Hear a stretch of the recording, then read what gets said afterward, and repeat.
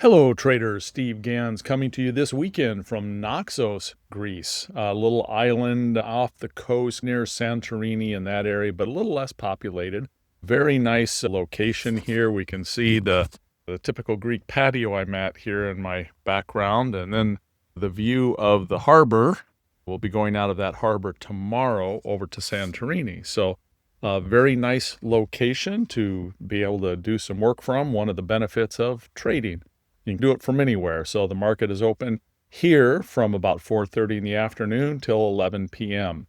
And in Greek world, that's just dinner time. So I can't quite get used to that aspect of things. But let's get into taking a look at our markets. So obviously a little bit of a wild week, particularly this day right here, last Friday, based off tariff news. Again, the market can be news driven for sure at this stage of the game. And we're still kind of hanging on to this channel. Let me turn my tools on here. We're still hanging on to the bottom end of this channel. So that's certainly a good thing at this stage. And we're seeing on SPX specifically that our down volume days were a little higher volume, or our down days were a little higher volume than the up days. Not significantly though. So right now there's still no what I would call significant cracks appearing. Again, and unless news, of course, drives something dramatically.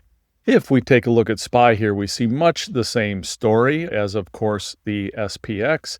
Our highest volume days were on down days, but again, not a significant variance in that. If we look at the S&P futures, and we're going to see similar chart pattern on the S&P futures. So again, as to be expected. And that pullback, remember, I've talked over and over, if we get a pullback, I would expect it to be into this 65.50 range or so, which is right about where that was. It actually dipped a little bit lower, dipped to about 65.30. But anywhere in that general range was where I would have expected a pullback to happen. We can see significantly higher volume, both on up and down days.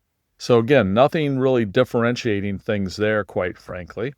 We take a look at VIX. VIX was significantly higher here overnight on Friday, but then it basically collapsed back down during the course of the day on Friday. So volatility had certainly spiked right up to the highs we had previously had here and here. And that's what we expect VIX often to do, is to hit those prior highs. And of course, in the event of something significant, you can get a move like this.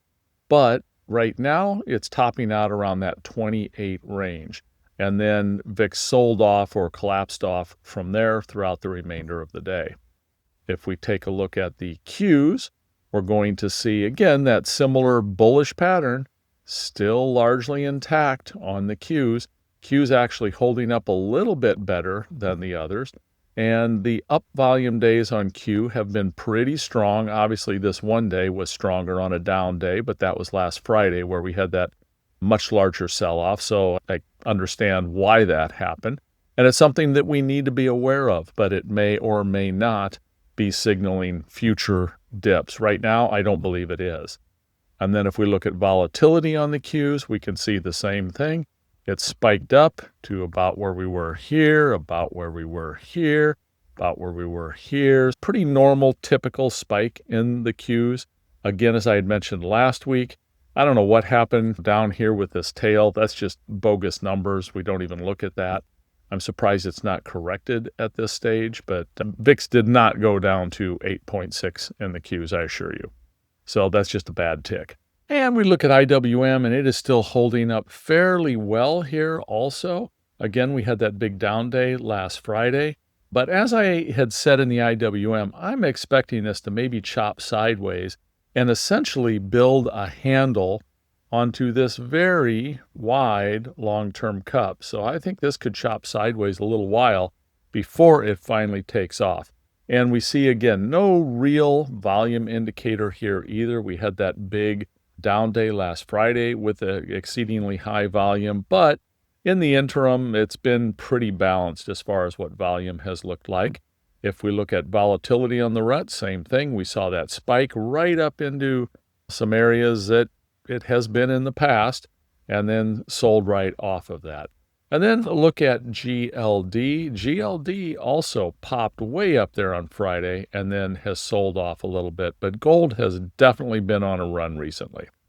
So that largely covers where we're at and a quick overview of our markets right now. We are still in a mode where we are being driven by news. In the event of there not being news events, I think we're going to remain about where we are, maybe a little bit higher. But again, there's a lot of potential news events that can happen out there right now. So I'm personally keeping my trading pretty darn light until some of this stuff starts to settle a little bit. Now, for those of you interested in what's happening with the alert service, closed out 3 winning trades again this week. All 3 of these are flagonal trades, and that would be this one for 11%. Let me get my drawing tool back out here. That would be this one for 11% in 3 days. I'll come back to this one in just a second. And this one that was only just under 5% after commissions, but that was in only 1 day. And I have a general rule on these trades that if I can get 5% in a day, I'm going to take it and run. I'm just going to shut the trade down and take my 5%. Now, and one of the reasons I do that is this trade right here.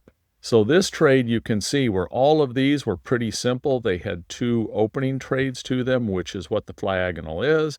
And then they had 2 closing trades to them, or I closed the 2 parts. So this was essentially the opening of the flagonal, in this case on the 14th, the closing of it on the 17th. And generally speaking, 68% or so of the flagonal trades do not need adjusting. But this is one that got away from me, and this had gone to a significant loser. It was down about $800 or so back when it expired originally back on the 19th, September 19th. But I committed to the class, to the community, that I would battle this one. I wasn't going to close it down 800 and some odd dollars. And people wanted to see, how do you go about battling something like this? What are some steps that you can take? And so that's what all these things were. These were all different adjustments that I did over the past couple weeks to get this thing back to a very small level of profitability. But trust me when I tell you, that is a victory.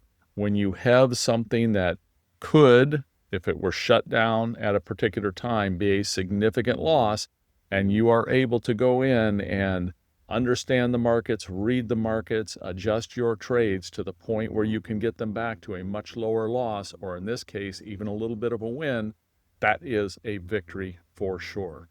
So right now, for the alert service, just to give people a quick peek at what happens in there, this is the community itself right here where I share my trades.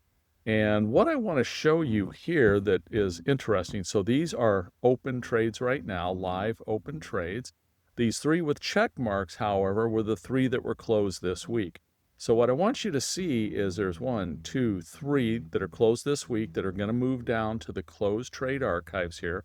I'll be doing that in a few minutes, but we've got these 3, 4, 5, 6, 7, 8, 9, 10, 11, 12, 13, 14, 15, 16, 17, 18, 19 winning trades in a row here in the alert service. So it's been performing quite well. And then there was a loss, and then another win, then a loss, and then another 5, 6, 7, 8, 9 wins. So it's running about 94% winning trades right now. My goal here is not to be enticing people into this service based on its performance. It's had great performance, but I don't want to live and die by that because I don't know that any trade can maintain a 94%. But what I can tell you is I provide education here. I show people how to put on trades. You get to see me open the trade, adjust the trade, close the trade. These are more complex trades, I will say too. This is not for a beginning options trader. If you have not traded multi-leg spreads before, things like verticals, iron condors, butterflies, calendars or diagonals, if those are things you have not traded before, this is a way that you can see someone trading them, but it's not something that I would urge anyone to follow until you had an understanding of those types of trades. But if you are interested in this service, I'm going to put a QR code on your screen right now so that you can go find out more about that service. It's essentially the cost of a cup of coffee a day, and you can see how all of this plays out in real time. So with that, I'll see everyone later. Signing out from Naxos, Greece. Take care.